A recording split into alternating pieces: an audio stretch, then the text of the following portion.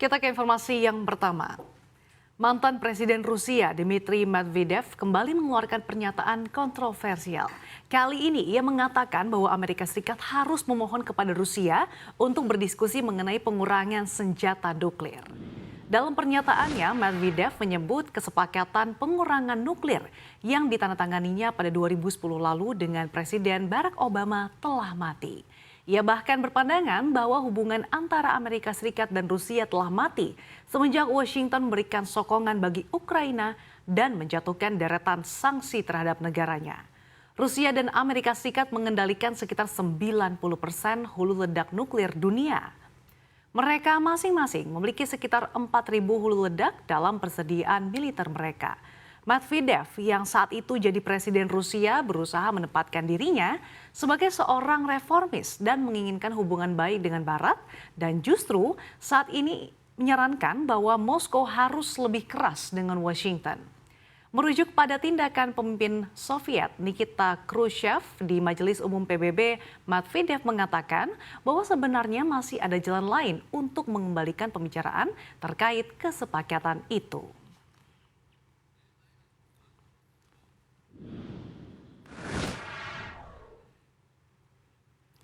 Kita ke informasi berikutnya. Peneliti dari Brasil dan Universitas Oxford melakukan penelitian terkait jenis vaksin booster dari penerima 2 dosis Sinovac. Hasilnya cukup membawa kabar gembira nih bagi penerima vaksin booster Pfizer dan AstraZeneca. Peneliti menyebutkan vaksin booster platform Factor yaitu Johnson & Johnson dan AstraZeneca dan mRNA yaitu Pfizer dan Moderna mampu melawan varian seperti Delta dan Omicron. Para peneliti mengamati efektivitas vaksin pada 1.240 sukarelawan di São Paulo dan Salvador, Brasil. Sebagai informasi, vaksin Factor virus menggunakan versi lemah dari virus lain. Ini dilakukan untuk mengirimkan instruksi genetik dan bertujuan membuat protein pada virus perlindungan yang dicari. Sementara itu, vaksin mRNA mengirimkan transkrip genetik dengan instruksi membuat protein virus. Ini bisa mengajari tubuh bertahan saat melawan infeksi.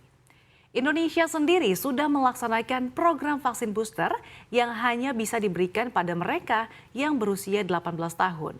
Pemerintah mengeluarkan kombinasi dosis booster dengan beberapa jenis untuk vaksin primer termasuk vaksin Sinovac.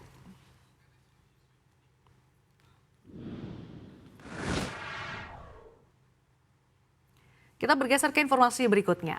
Tidak hanya Jerman, Swedia pun terancam krisis pasokan gas. Badan Energi Swedia mengumumkan status siaga pertama akan situasi krisis, diikuti peringatan untuk level lebih tinggi dan darurat untuk level sangat tinggi. Seperti sejumlah negara Eropa lain, Swedia bergantung pada pasokan gas Rusia.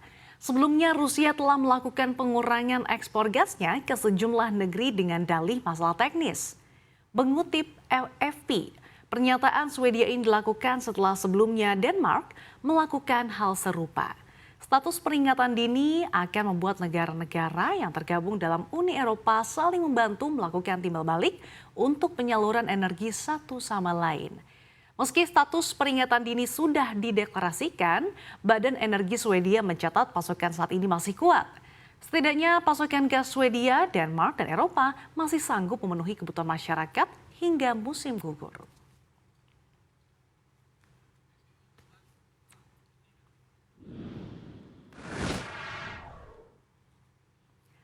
Di informasi yang terakhir, gempa berkekuatan 6,1 magnitudo mengguncang Afghanistan dan Pakistan pada Rabu 22 Juni hari ini.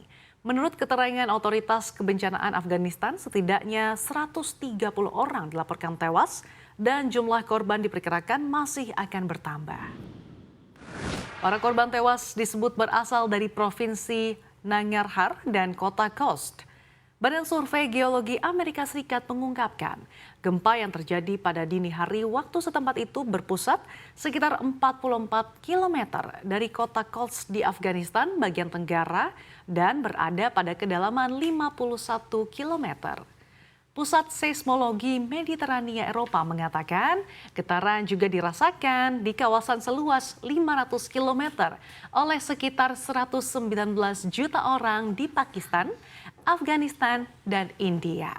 European Mediterranean Seismological Center menambahkan beberapa saksi mata mengaku merasakan gempa di ibu kota Afghanistan, Kabul, dan ibu kota Pakistan, Islamabad.